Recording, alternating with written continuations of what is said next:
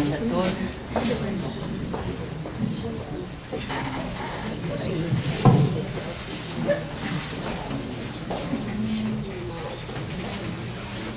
O nosso assunto de hoje é fixação mental. É uma questão muito importante, porque está bastante ligada ao processo de obsessão e, principalmente, a fixação mental abre campo para o monoideísmo, e o monoideísmo leva a um distúrbio grave, a uma patologia grave do perispírito. De modo que o assunto é bastante interessante, por ser também um assunto importante no comprometimento da parte obsessiva em relação ao nosso organismo.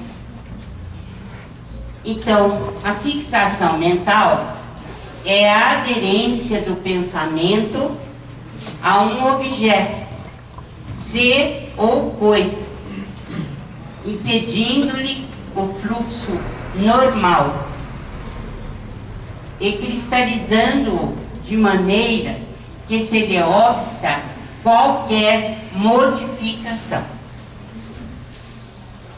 Então, nosso pensamento pode aderir a uma ideia, e essa ideia, por sua vez, está galvanizada, seria mais esse o termo, a um objeto que pode ser ou coisa, pode ser um ser, pode ser uma coisa, ao qual nós estejamos ligados, então, através do pensamento, de modo que o fluxo normal do pensamento sofre obstáculos, quer dizer, nós não temos uma mobilização normal do pensamento, e o fato é que a modificação desse estado não é fácil. Então, problema grave a fixação mental. E ela é insidiosa. Aparece e depois, para desaparecer, é um problema sério, né? A dificuldade é grande. Bem, é inerente a todos os seres, cada um de nós pode estar sujeito a isso, e nós compreendemos que todo bem é expansão, crescimento e harmonia. E todo mal é condensação, atraso e desequilíbrio. Esta é uma frase, aliás, o pensamento aqui trazido é de Dias da Cruz, através de Chico Xavier. É um pensamento profundo e procura explicar, então, a questão da fixação mental. Então, todo bem é expansão, crescimento e harmonia. E todo mal é condensação, atraso e desequilíbrio.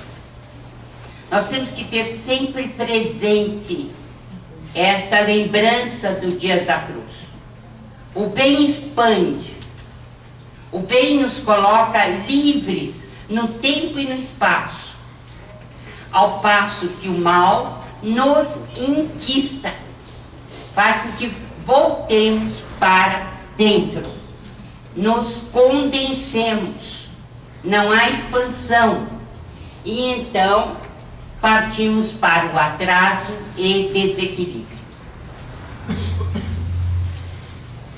Então, a questão do bem não é só uma questão religiosa, que a gente tem que lembrar. O bem está ligado a uma questão moral importantíssima, mas é também ciência. Por quê? Porque o bem permite que o ser se expanda e ele produza para si e para os outros, ao passo que o mal enquista, condensa, torna escura a nossa vida. E ele prossegue: o bem é a onda permanente da vida, a irradiar-se como o sol.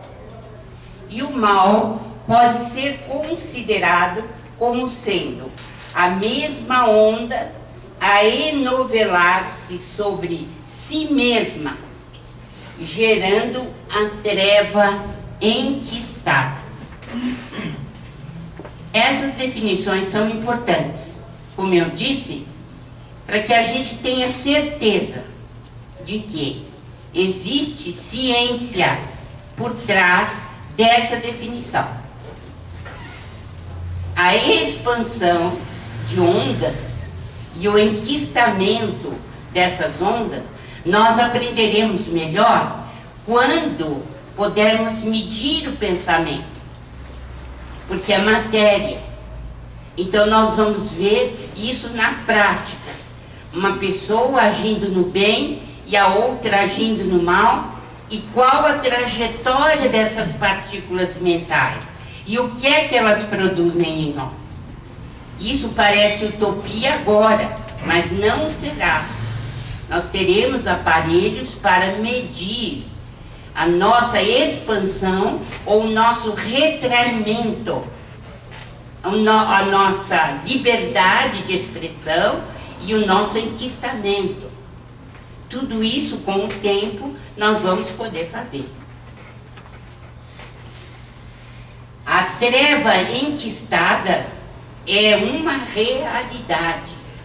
Como eu disse, por enquanto, ainda não mensurável, mas que nós teremos oportunidade de mensurar no futuro.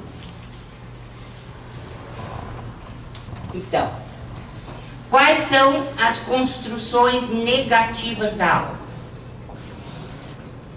Então, ódio e revolta, perversidade e delinquência, fanatismo e vingança.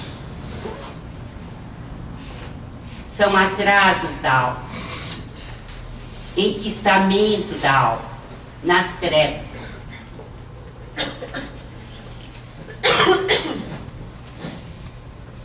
E os espíritos nos informam que o estado de fixação mental, você aderir o pensamento em um objeto ou num ser, em um determinado ser, vai trazer complicações para o seu sistema nervoso central. E eles dizem que vai haver alterações nos gânglios do grande simpático, porque nós temos esse grande simpático como sendo uma estrutura importantíssima do sistema nervoso central. E eles dizem, os espíritos, que no caso da fixação mental há uma densidade muito maior que obsta a um funcionamento normal do grande gânglio cervical. E isso daí vai trazer consequências, como veremos ao longo do curso, em relação ao monoideísmo, em relação à modificação perispiritual, aos ovoides e etc. Isso vai ter implicações.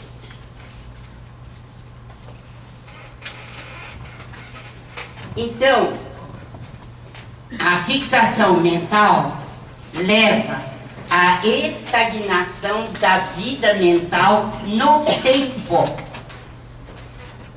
Há espíritos que ficam milênios em fixação mental. não é uma patologia que a gente possa dizer que seja leve. Não, ela traz consequências graves para o espírito. E muitas vezes nós ficamos retidos numa fixação mental por anos e anos, por séculos. O espírito é outra característica, é uma característica da fixação mental, o que eu vou ler agora. O espírito não se interessa por outro assunto, a não ser aquele que o empolga, que é a sua própria ociosidade, a sua própria dor. Vocês já viram pessoas assim? Aos montes, né? A dor que interessa é só a dela mesma, porque não há dor maior que a dela. Também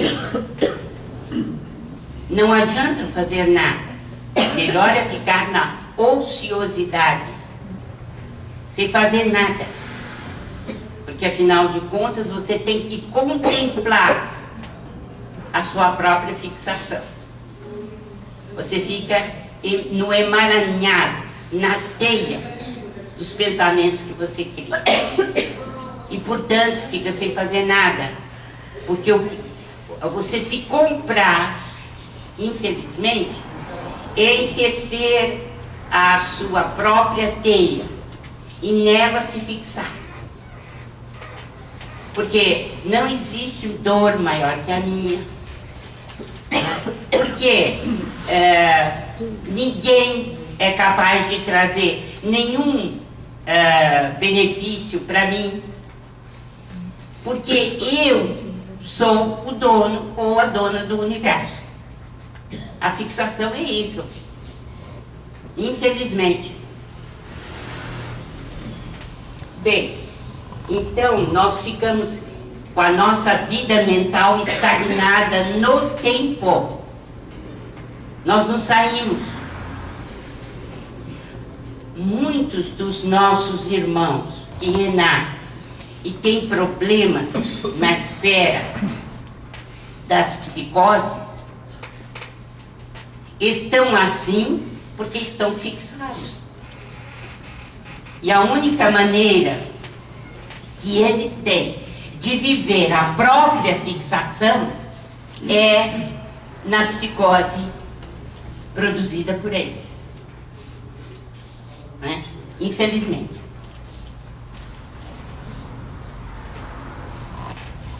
Os espíritos dizem que na fixação mental você cristaliza, então o tempo está cristalizado dentro de você. E você não consegue sair. Então, outra questão que eles trazem. A ideia aflitiva ou obcecante nos corrói a vida mental, levando-nos à fixação. Como nós chegamos a isso? Eis aqui o roteiro. Paixão ou desânimo, crueldade ou vingança, ciúme ou desespero. Então, leva-nos à imobilização. Então, a fixação mental, ela pode se dar a partir desses vícios nossos, que são comuns dentro da nossa vida mental humana. Paixão, desânimo, crueldade, vingança, ciúme ou desespero. A pessoa fica patinando continuamente dentro dessa paixão, dessa ociosidade, desse ciúme, dessa vingança. Quem é que já não viu uma criatura se deteriorar completamente por fixar-se na vingança. Muitos de nós. O projeto de uma vida é uma vingança. E isso se chama fixação mental.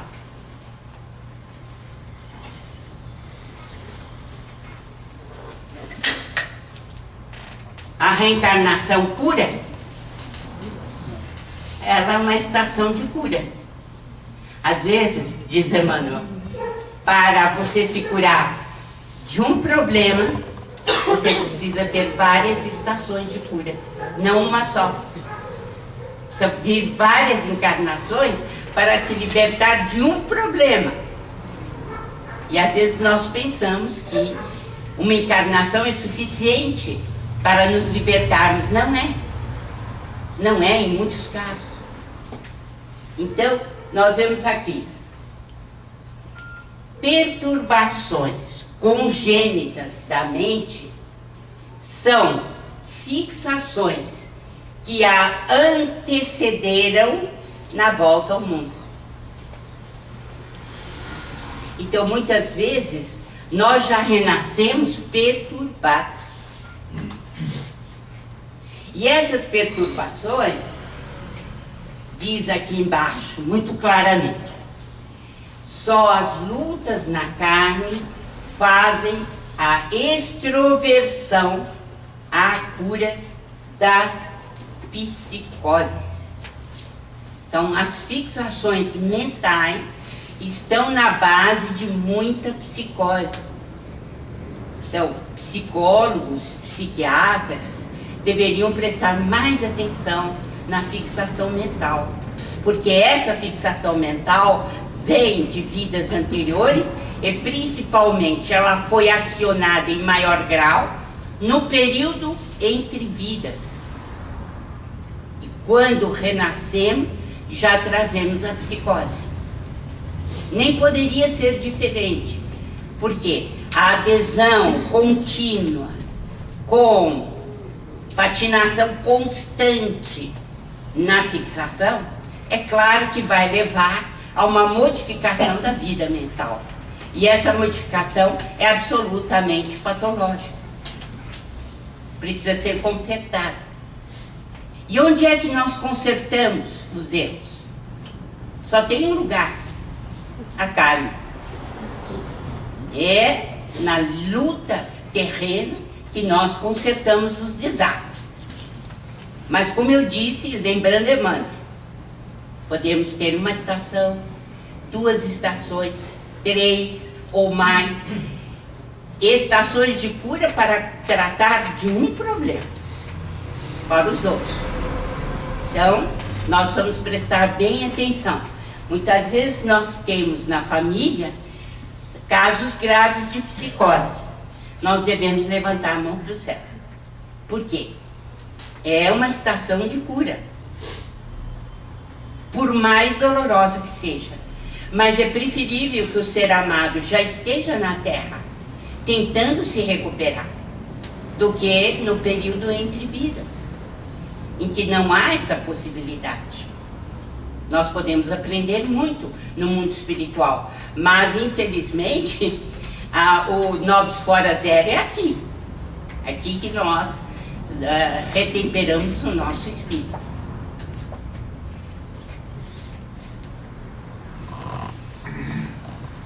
Uma tática usada pelos obsessores é aproveitar as nossas fixações mentais. Eles são muito inteligentes. Nós é que somos meio burraus, mas eles são muito inteligentes, né? Então, quando você ouvir falar de fixação mental, automaticamente você já está introduzindo monoideísmo e parasitismo para os ovoides. Entrou fixação mental, podem ter certeza, o caminho está aberto para o monoideísmo, que é pior, é uma fase mais adiantada, e está aberto para o parasitismo dos ovoides, porque nós perdemos fluido vital. E quando você perde fluido vital, tem gente que quer. Aliás, os ovoides, eles são especializados em sugar. Então é preciso muito cuidado com a questão de nos fixarmos mentalmente em algo improdutivo, totalmente improdutivo, que vai nos trazer grande desgaste. Então é um mecanismo de atuação dos obsessores. Quando eles veem uma tendência nossa para fixarmos em determinado aspecto negativo da vida, é claro que eles acionam, né, todo o conhecimento deles para que a gente fique fixado, para a gente não sair. Porque interessa a eles manter-nos como prisioneiros, como alguém que faz a vontade deles, né? Porque, claro, aí se dá melhor a exploração mental que eles precisam e desejam através da obsessão.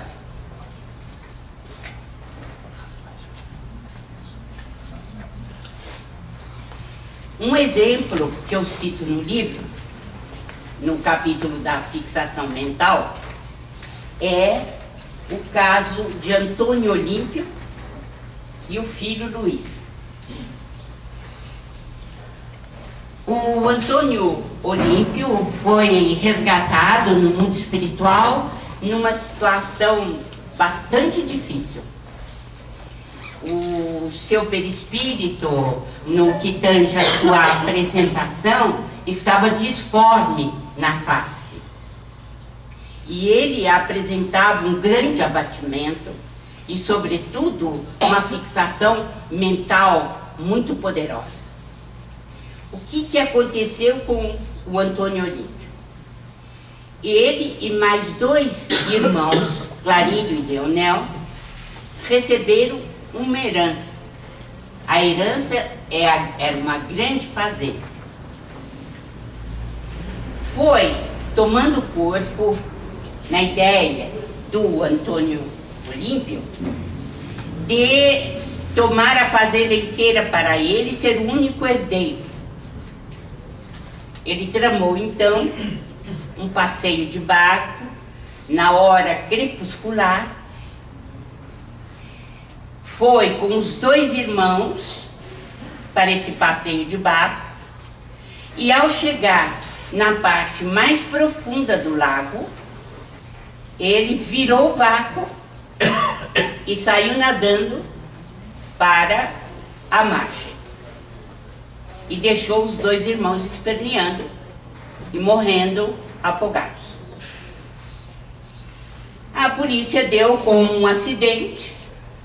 Ele tomou posse sozinho da fortuna, mas nunca conseguiu esquecer o quadro dantesco dos irmãos pedindo socorro no momento do afogamento.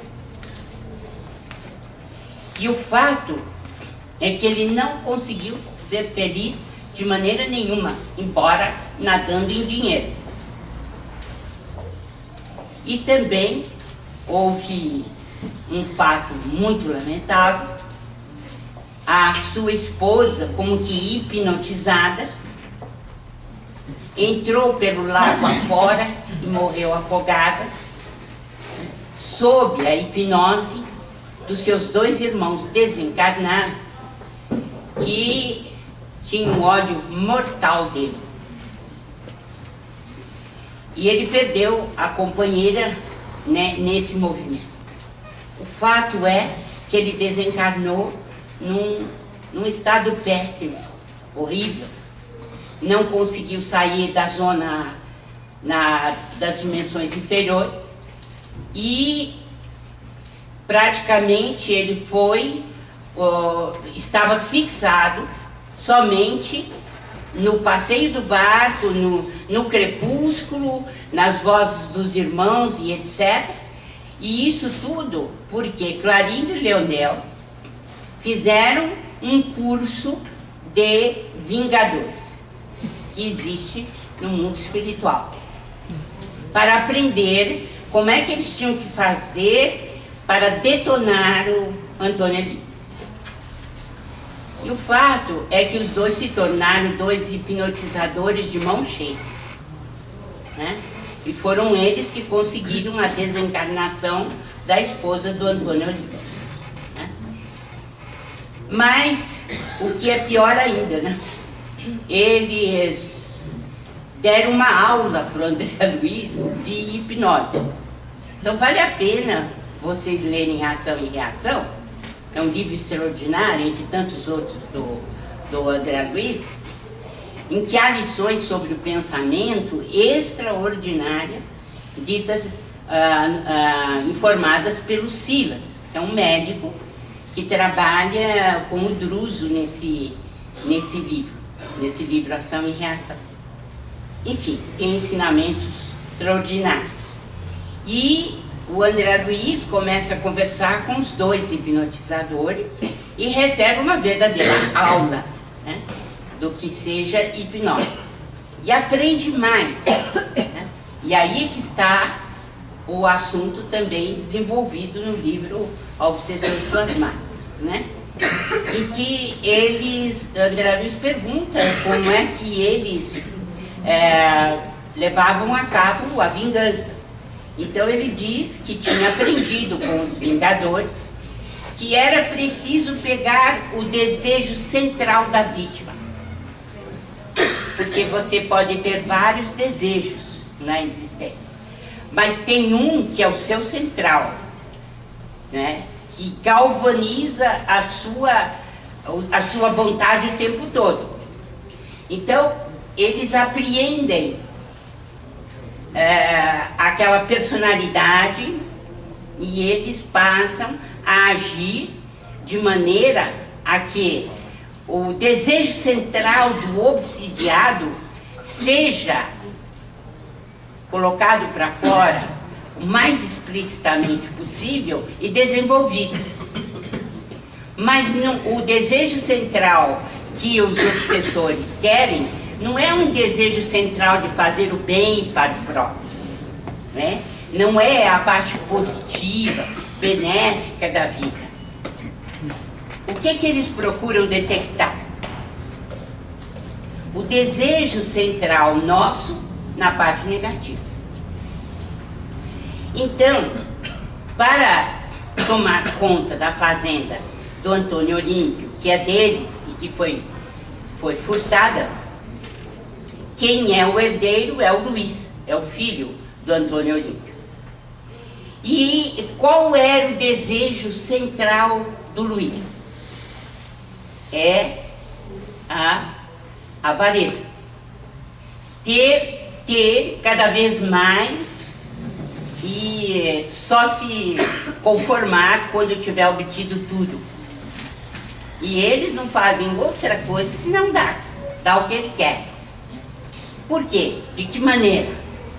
Eles trouxeram para a fazenda onde mora o Luiz mais de uma dezena de avarentos, espíritos avarentos. E enquanto, para não perder tempo de ficar cevando, né, e estimulando a fixação mental do Luiz, eles trazem esses espíritos que têm o mesmo desejo central do Luiz. E eles são, então, colocados ali naquela fazenda e o estímulo deles à questão do desejo básico, que é o fato da posse a qualquer custo e o aumento dessa posse de qualquer maneira. Então, ele obtém o quê? O cérebro do Luiz fique girando em torno do seu desejo central. O desejo central dele é possuir. possuir cada vez mais bens materiais. E os avarentos o que fazem? Né? Fazem cada vez mais surgir na mente deles os desvarios, os delírios de posse. Vejam que interessante, né? Triste, mas é interessante de estudar. Porque a gente devia ter a companhia de pessoas que quisessem fazer o bem, né? Isso sim. Mas o que nós estamos vendo em maior quantidade aqui na Terra é o desejo central nosso, negativo, ser exacerbado pela presença de outros que pensam e vivem como nós. Então, é isso que se dá, e eles estão querendo que o Luiz, ele perca tudo, né? Ele deixe de aproveitar a herança. Tudo isso redundante do ódio que ele sente pelo Antônio Olímpio. Se o Luiz permitisse que a sua mente, se a sua mente albergasse a ideia da caridade, do amor ao próximo, seria a saída para o estado de fixação mental e para que esses espíritos que são avarentos deixassem de atuar sobre ele. Mas, infelizmente, nós não temos o hábito ou o cultivo das boas obras. É muito difícil.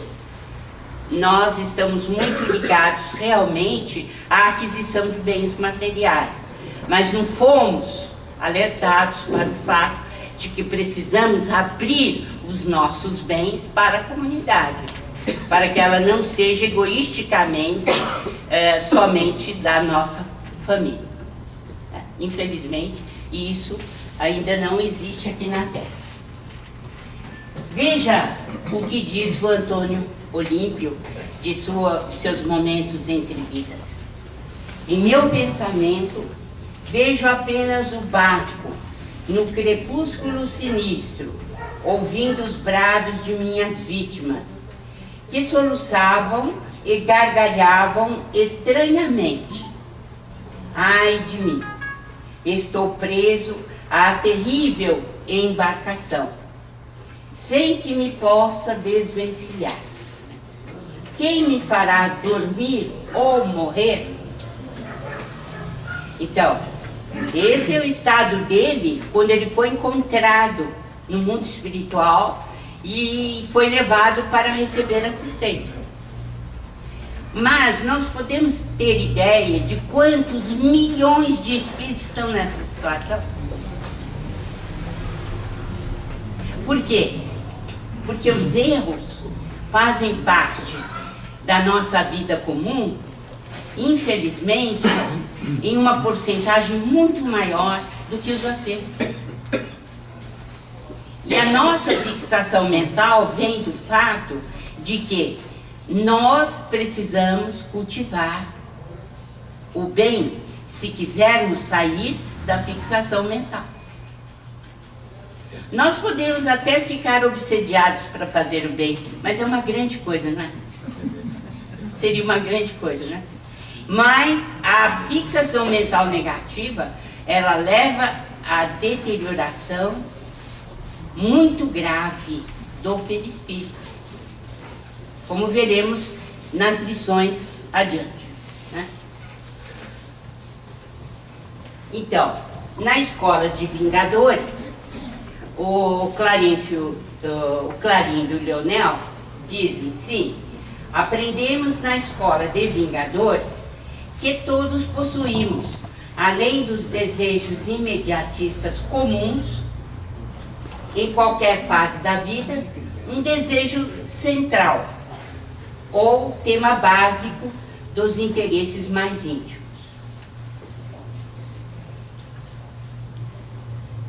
Então, como eu disse, né, Foi o que aconteceu na fazenda do Antônio Olímpio, quando os Vingadores, mais particularmente o Clarindo Leonel, levaram para lá espíritos de avarentes para que mantivessem o desejo central do Luiz, que é um desejo central negativo e que o mantém na fixação mental. Por que é importante a gente estudar isso? Porque nós precisamos saber, aqui nesta sala, cada um de nós, qual é o desejo central da nossa vida.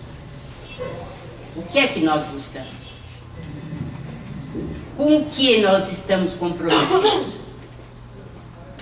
Essa é uma pergunta que tem que ter uma resposta para o nosso bem mesmo. E a resposta teria que ser cumprir a vontade de nosso Pai no que diz respeito à lei universal do amor. Não é isso? Mas nós precisamos saber se esse desejo central está adequado ou não. Porque às vezes a gente finge que está. A gente quer enganar a gente mesmo. Então, a fixação mental traz-nos esta possibilidade de saber qual é o objeto, qual é o ser que mais galvaniza a nossa vida, qual é o nosso projeto de vida, qual é o nosso desejo central. Quando nós observamos uma pessoa que está muito voltada para dentro dela mesma, uma pessoa, por exemplo, absolutamente depressiva, o que está acontecendo? Quando nós ficamos tristes, é natural, porque a tristeza é um sentimento, é uma emoção natural do ser humano. Ela faz parte da nossa vida. Ela só é patológica no momento em que nós aderimos o pensamento à parte negativa da tristeza. Nós não aprendemos com ela. E aí surge a depressão. Mas as pessoas confundem tristeza com depressão e não deveriam. Nós temos que ter tristezas na vida, porque nem tudo pode ser o mundo imaginário, belo e róseo, o tempo todo. Nós temos de passar por experiências. O que não é certo é nós transformarmos a tristeza na aderência a pensamentos negativos que nos levam à fixação mental. E aí estaremos envoltos naquilo que conhecemos como depressão. Toda pessoa que centraliza sua vida em um desejo, e esse desejo passa a fazer parte da maior parte da sua dedicação, precisa tomar uma atitude rápida, a fim de saber qual é esse desejo central e a que o levará. Para onde ele vai? O seu desejo central é possuir cada vez mais bens materiais? Você tem feito de tudo para ampliar somente os bens materiais? Já pensou que um dia você terá que abandonar tudo isso? Porque no caixão não cabe. Aquilo que nos rodeia no dia a dia são essenciais para o espírito ou não? São perguntas que nós temos que nos fazer. O que é que nós pretendemos quando nos sentimos injustiçados e abrimos, por exemplo, inquéritos ou vamos querelar com pessoas a respeito de posses de bens materiais? É preciso que a gente se pergunte se isso realmente é necessário. E há aqueles que galvanizam as suas vidas na parte sexual irresponsável. É um desejo central. Então precisamos saber que tipo de condomínio está com essa pessoa. Quais são os espíritos que vivem com ela. Porque a partir daí a fixação mental vai se dar e a perda da existência vai ser total. E assim por diante. Creio que o inventário precisa ser feito. Porque muitas vezes nós começamos a culpar os obsessores, e no meio espírita isso é muito comum, tudo é obsessor. Mas nós estamos aprendendo a cada passo que o obsessor se utiliza da vida mental do obsidiado. Então, deixar para o outro a responsabilidade é uma atitude muito infantil. Precisamos saber em que medida estamos dando brecha para que esse espírito faça parte do nosso condomínio. Porque pelos tipos de obsessão que nós já vimos, existem as associações para o mal. São aquelas dos grandes crimes que são planejados no mundo espiritual durante o sono. É uma obsessão porque é o conúbio de mentes desregradas, desequilibradas. Então é uma associação indébita. A outra questão, o outro tipo, de associação em hábitos maléficos,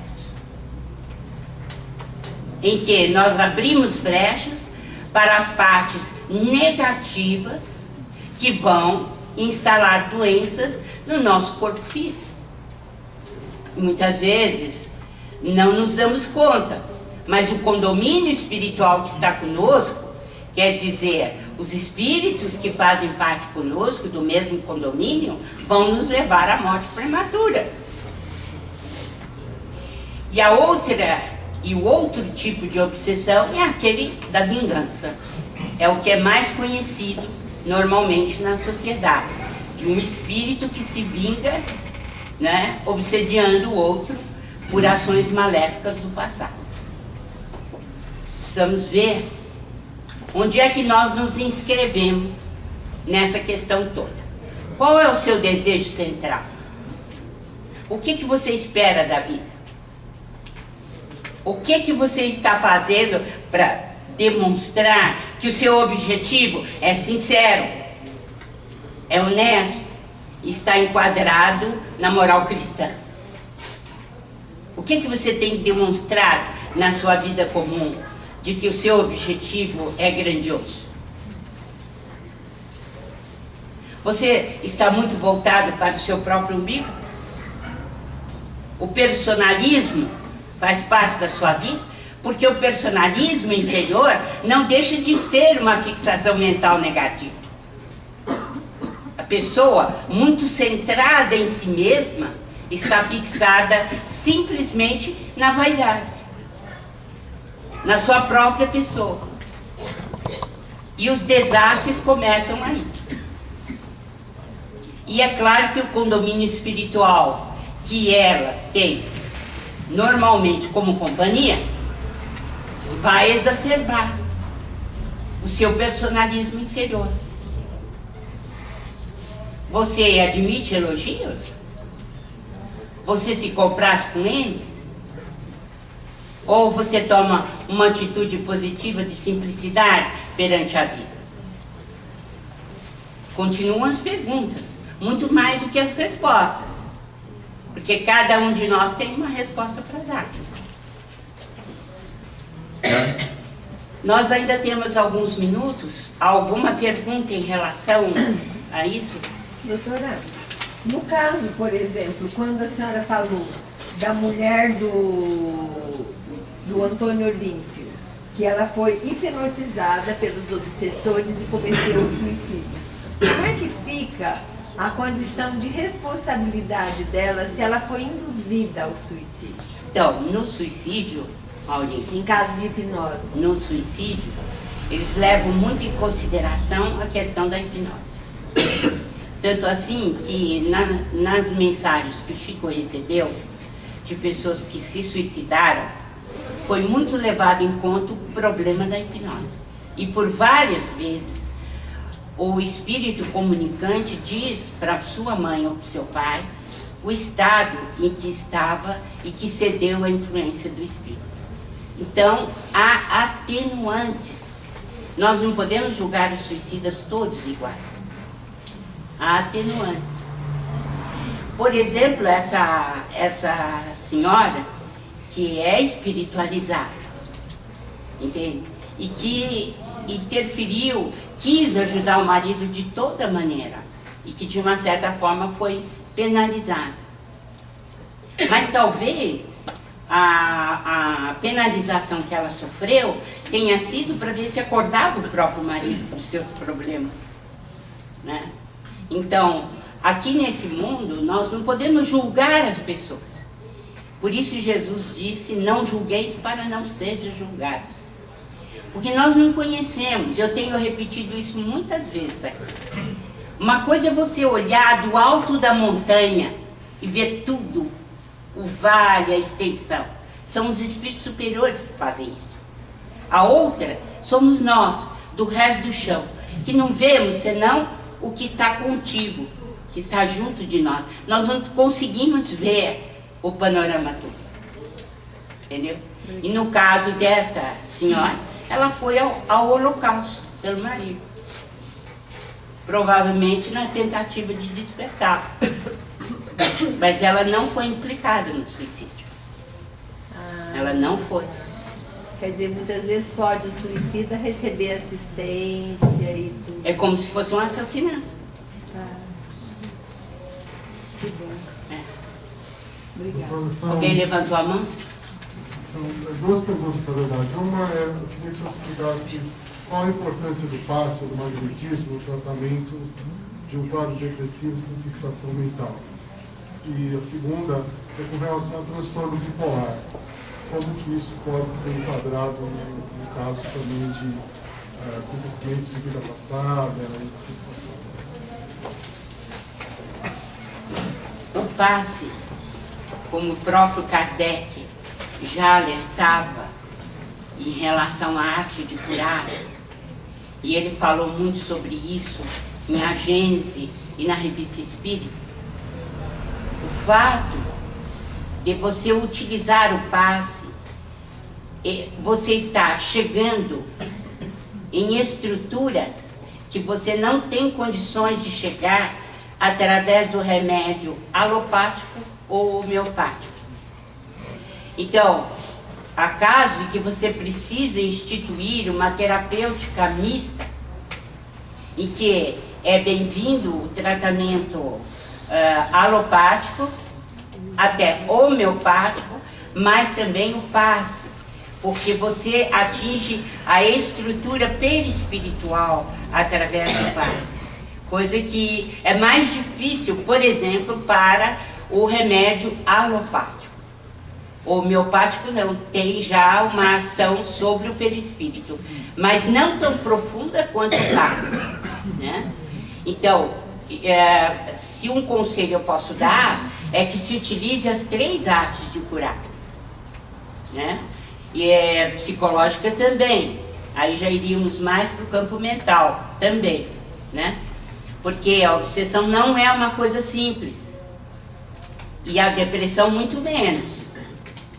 Os estados depressivos, às vezes são tratados por autores espíritas, mas sem formação profissional, eles me desculpem o que eu vou falar, mas é o que eu penso, que eu acho, tratam pela rama, de uma maneira muito simples, a questão da depressão.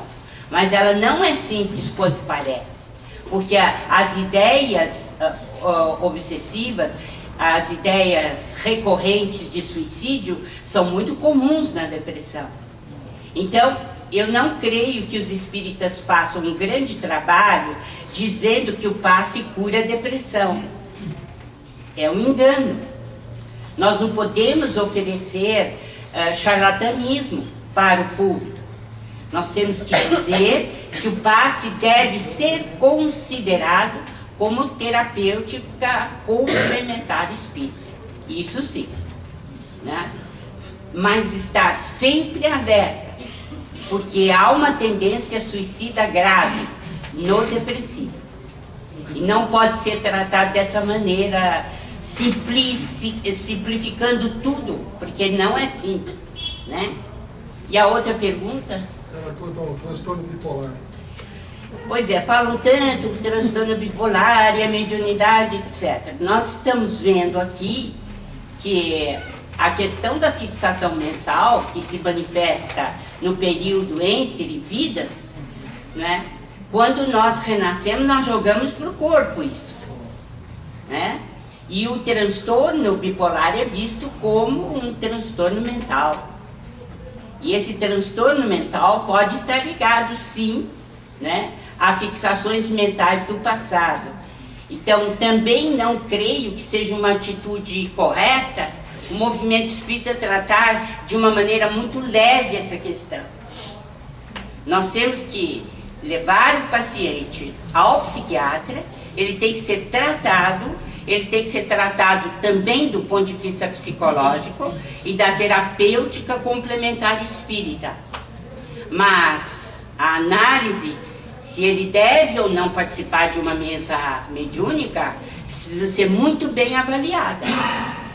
Não é essa facilidade, não, porque estamos diante de uma psicose, de um transtorno mental.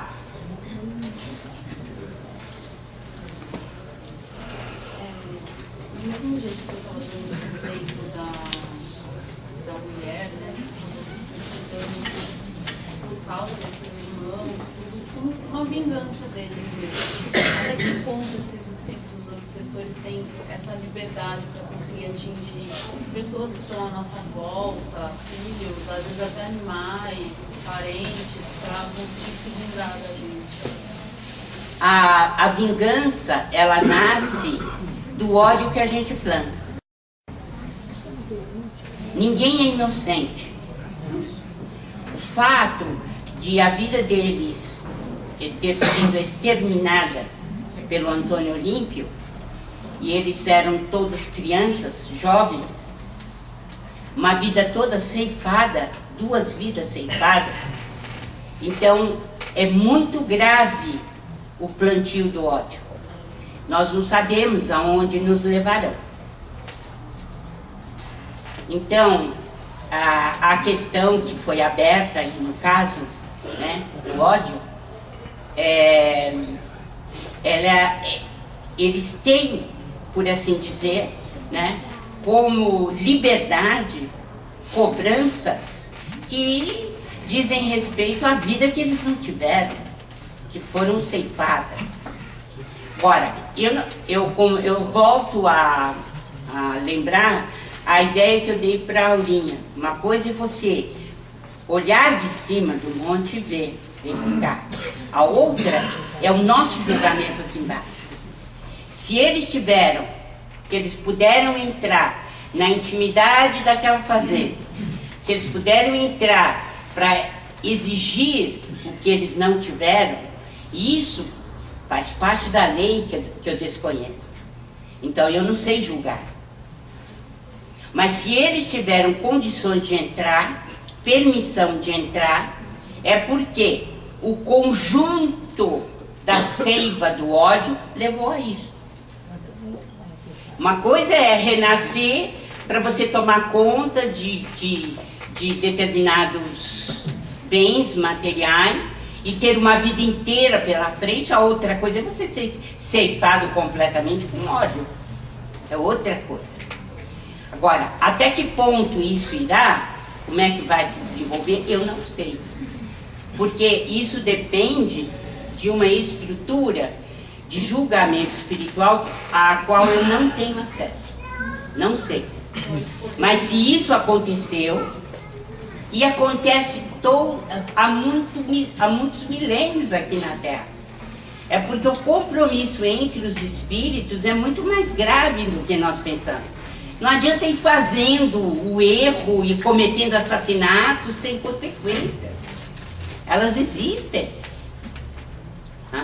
Então a seiva do ódio, eu não sei a quanto ela se estende, mas ela é vasta, é grande, e quem faz o mal tem que esperar a colheita, porque não é fácil. Eles conseguiriam fazer a gente sofrer através de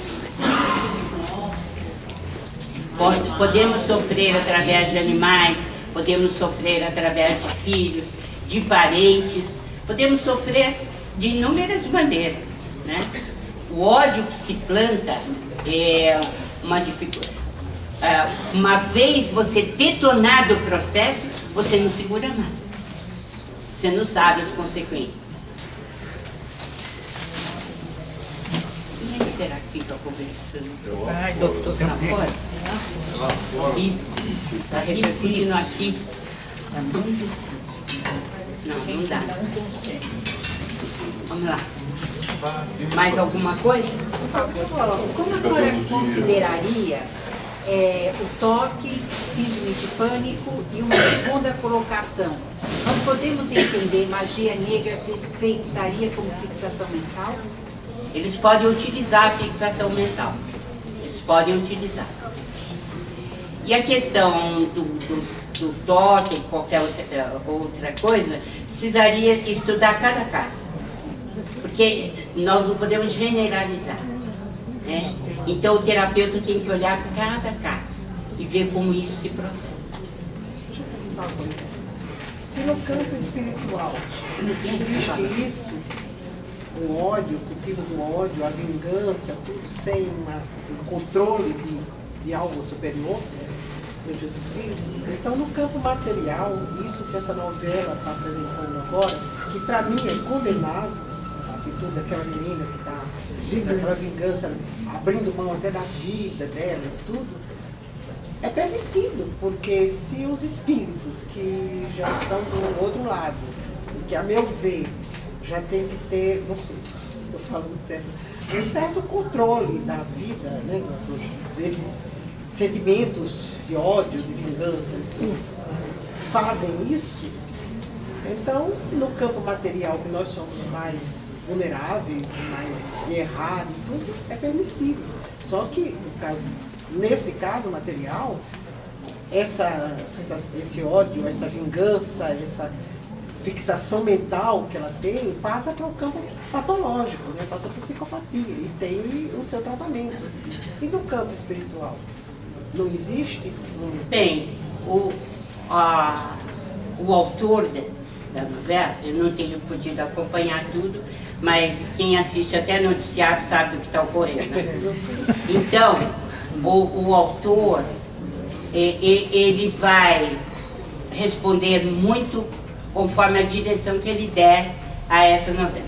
Ter levantado essa questão da vingança já foi assim, levantar a psicosfera do nosso planeta para o sentimento de vingança, né? E como esse estado é mais ou menos normal no ser humano, nós ainda não atingimos o estágio de espíritos que perdoam, né? Nós ainda não introjetamos as lições do Cristo na nossa vida. O que acontece é que os nossos pensamentos ainda estão na região animal, no primitivismo. Isso Por quê? é um material. Espiritual e material, porque é o seu espírito que comanda o corpo. Não, mas eu estou falando, depois eu citei o caso da menina, está no campo material, tudo. E Mas o que está no campo material dela? O que está? O ódio, a vingança, tudo isso. Não, isso é o espírito dela. Sim, está no espírito dela, mas ela é encarnada. E desencarnada, ela vai continuar com esse espírito de... Iria, né? Se fosse o caso, fosse verdadeiro. com esse espírito de vingança naquela madrasta. Não há dúvida que iria continuar, porque é o espírito dela que está promovendo isso. Não é o corpo dela, é o espírito. Porque nós somos o nosso espírito. Nós produzimos as coisas por intenção do nosso espírito, por tarefa do nosso espírito. Então, veja bem, a vingança ainda, por exemplo, a América do Norte, ninguém pode negar que é a cultura da vingança. A pena de morte, os filmes, o aborto, é a cultura da vingança, né? O mundo ainda cultua a vingança. Quando um autor traz isso para ser discutido, o que ele está levantando senão o primitivismo nosso? E o problema do ódio, da raiva, da vingança são assuntos muito primitivos, da esfera muito primitiva e do chamado cérebro reptiliano, do cérebro primitivo nosso, onde estão as emoções mais primitivas do nosso ser. Mas como nós temos o córtex, né, pré-frontal e frontal, então no córtex pré-frontal você pode assimilar todo o ódio que vem, ou o instinto de vingança, e metabolizar e transformar isso no bem. Nós, seres humanos, já podemos fazer isso, porque nós temos evolução para isso, mas ainda não estamos fazendo. Não, nem todo mundo tem o sentimento de vingança. Não, mas eu estou dizendo, a maioria. Se eu estou dizendo que tem uma civilização que cultua a vingança, basta ver os filmes, né, e levar parentes para ver o outro morrer na cadeira elétrica. O que é isso? Né? Supra-sumo da vingança. Né? Supra-sumo da vingança. Aí, matei, tá bom? Matei. Então, a questão toda que eu estou trazendo é que não há evolução espiritual no planeta. Não está havendo evolução espiritual. Porque é o nosso espírito quem determina que, chegando o estágio, aquele sentimento negativo, a gente transforme e perdoe. Cada ser humano tem essa possibilidade. E se ela não está conseguindo fazer, é porque ela está patinando no primitivismo. E nós também. Mas nesta encarnação, ela já não está exteriorizando e apagando um pouco ainda não. essa vingança? Ainda não. Pelo que eu ouvi falar da personagem. Não conheço toda a personagem. Espero que o autor se redima, porque o que ele está trazendo à tona é o pior de nós. Eu acho que é uma coisa É o pior de séria. nós. Vamos ver se ele se redime no final. Então, até a próxima vez. Obrigada. Obrigada.